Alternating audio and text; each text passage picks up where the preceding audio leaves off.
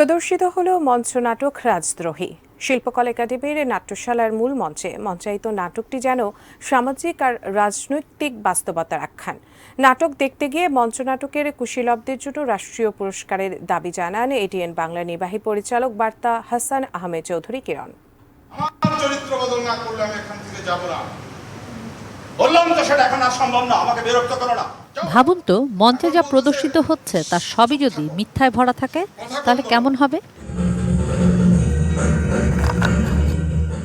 এমন আখ্যান নিয়েই শিল্পকলা একাডেমির নাট্যশালায় আয়োজিত হলো মঞ্চনাটক রাজদ্রোহী।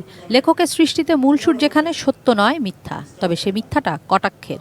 সমাজের রন্ধ্রে রন্ধ্রে যে অবক্ষয় তাই যেন মঞ্চস্থ হলো 1.5 ঘন্টার টাইম ফ্রেমে। শেষ বেলায় মিথ্যা যেখানে পরাজিত সত্যের কাছে।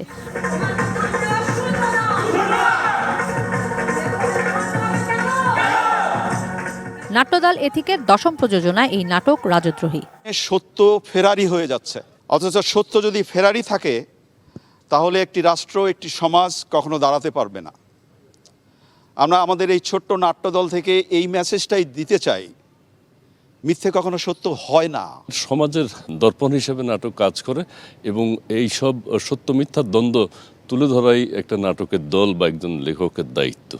মঞ্চনাটকের মর্যাদা বাড়াতে মূলধারা নাটক সিনেমার মতোই পৃষ্ঠপোষকতা বাড়ানো দরকার। সেই সাথে মঞ্চের শিল্পীদের জন্য রাষ্ট্রীয় পুরস্কারের দাবি জানান এটিএন বাংলার নির্বাহী পরিচালক বার্তা হাসান আহমেদ চৌধুরী কিরণ। সামাজিক যোগাযোগ মাধ্যমে যে অবক্ষয় চলছে, যে অপপ্রচার চলছে, সেই অপপ্রচারগুলো কিন্তু বন্ধ হয়ে যাবে যদি আমরা আমাদের মঞ্চনাটককে আরও বেশি মূল্যায়িত করতে পারি, আমাদের মূল স্রোতের সাথে সম্পৃক্ত করতে পারি। এই মঞ্চ থেকেই কিন্তু এই নাটকের জন্ম হয়, সৃষ্টি হয় ভালো শিল্পের। সুতরাং আজকের এই রাজদ্রোহ নাটকের এই অনুষ্ঠানে এসে আমি দাবি করছি যাতে এই মঞ্চ নাটক থেকে স্পেশালি বিভিন্ন ক্রাইটেরিয়া যাতে জাতীয়ভাবে এবং রাষ্ট্রীয়ভাবে পদক বা পুরস্কার প্রদান করা হয়।